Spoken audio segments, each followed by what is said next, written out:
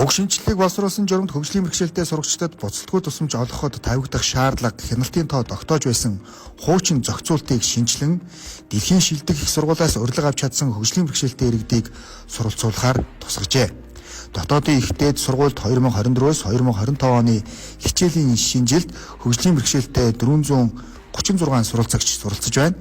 Мөн малчны тухай хувьд 10-аас доошгүй жил тасралтгүй ажилласан малчны нэг хүүхдийг мал аж ахуй, тэжээл, бэлчээр судлалын чиглэлийн мэргэжлэр төрийн өмчийн дээд боловсролын сургалтын байгууллагад суралцагчдад олгох гэж заасанд нийцүүлэн холбогдох мэргэжлийн чиглэлд тэтгэлгээр суралцуулахаар тусгасан. Энэхүү тэтгэлгийг 2025 оны 9-р сараас олгохоор төлөвлөжээ. Хойд үсгийн зөвлөлийн хуралдаанаас нийт 190 гаруй санал зөвлөмж гарсан. Тус бүсээс сонгогдсон улсын хурлын гишүүд аймагуудын удирдлага, иргэд олон нийтээс дэвшүүлсэн саналыг нэгтгэн хойд үсгийн хөгжлийг эрчимжүүлэх зарим арга хэмжээний тухай дөрвөн улирлын аялал жуулчлалыг хөгжүүлэх зарим арга хэмжээний тухай хойд бүсэд үйлдвэрлэл технологийн паркийг хөгжлийг дэмжих зарим арга хэмжээний тухай засгийн газрын тогтоолыг тус баталлаа. Эдгээр тогтоолын хүрээнд дараах арга хэмжээнүүдийг авч хэрэгжүүлнэ. Гэрүүл хөдөлмөр нийгэм хамгааллын яамнаас шүүхийн ерөнхий зөвлөлийн гишүүн Инх Билэг, шүүхийн ерөнхий зөвлөлийн гүйцэтгэх нарийн бичгийн дарга Эрдэнэ Тулга нартай 2025 оны 5 дугаар сарын 1-ний өдөр уулзалт зохион байгуулж, гэрүүл хөдөлмөр нийгэм хамгааллын яамны төрийн нарийн бичгийн дарга Мөнх Цул, шүүхийн ерөнхий зөвлөлийн гүйцэтгэх нарийн бичгийн дарга Эрдэнэ Тулга нар гэрүүлийн хэрэг хянан шийдвэрлэх ажиллагаанд сэтгэл зүйч шинжээчийн дэмжлэг үзүүлэх тухай санал бичигт гар үсгэлзурлаа. Хойд үсгийн зөвлөлийн анх дугаар хуралдаан Булган аймагт боллоо. Гэрүүл хөдөлмөр нийгэм хамгааллын сайд Инх хамгаалан хойд үсгийн хөгжил 2040 салбар хуралдаанд панелистаар оролцсон бүсийн хөгжлийн талаар авч хэрэгжүүлж буй бодлого, онцлог, давуу тал, нөөц уламж, эдийн засгийн тэргуулах чиглэлийн талаар танилцуулж, зорилттой хөтөлбөр, дунд хугацааны бодлогын баримт бичгийн төсөлд иргэдийн санал хүсэлтийг сонсож харилцан ярилцлаа. Засгийн газраас хойд үсэд хэрэгжүүлэх томоохон төсөл хөтөлбөрүүдийг хэрэгжүүлэх шийдвэр гарсан.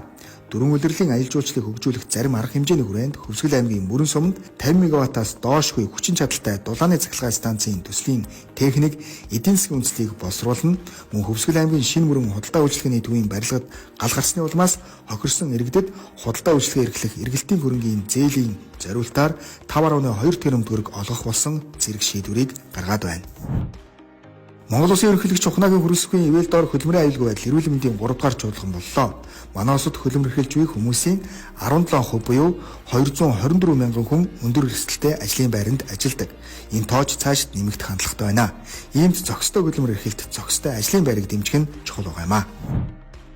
Нийгмийн даатгалын үндэсний зөвлөлийн гаргасан тогтоолын дагуу нийгмийн даатгалын сангийн чөлөөт үйлдвэрлэлээс банкны системд нөлөө өгөхийн арилжааны банкнд 2025 онд хадгаламж хэлбэрээр байршуулах мөнгөн хөрөнгийн дээд хэмжээг 700 тэрбум төгрөг, арилжааны банкнд байршуулах мөнгөн хадгаламжийн 2025 оны хүүгийн доод хэмжээг жилийн 14.2%-аар шинжилэн баталсан.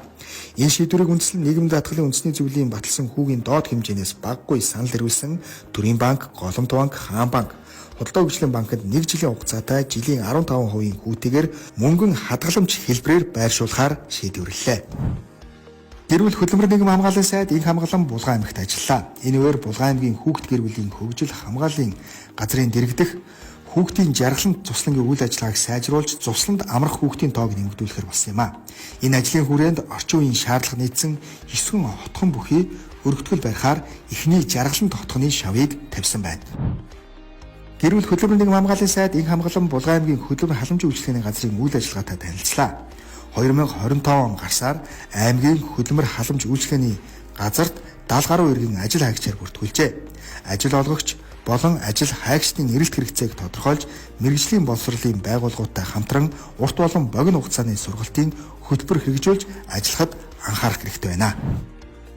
Гэрүүл хөдөлмөр нийгэм хамгааллын яамны нэгдсэн бодлого төвлөлтийн газрын дарга Алимаа болон холбогдох газрын албан хаагчид бүгд найрамдах Киргиз улсын нийгмийн сангийн газрын тэтгэвэр терапийн бодлогын газрын дарга нарын төлөөлөгчдөө захимаар уулзлаа. Уулзалтаар хоёр улсын нийгмийн хамгааллын тогтолцоо, тэтгэврийн бодлогын талаар харилцан туршлага солилцлоо. Гэрүүл хөдөлмөр нийгэм хамгааллын яамнаас хэрэгжүүлж буй хөгжлийн бэрхшээлтэй иргэдийн оролцоог хангах, үйлчлэгийг сайжруулах, төслийн хэрэгжилт явц байдалтай Азийн хөгжлийн банкнаас хийсэн хяналт шинжилгээний үр дүнгийн талаар мэдээлэл солилцох уулзалт боллоо. Азийн хөгжлийн банкны зүгээс төслийн 5 бүрэлдэхүүн хэсгийн хүрээнд хийсэн ажлуудын үр дүнг танилцуулж, цаашид анхаарах асуудлаар санал солилцсон байна.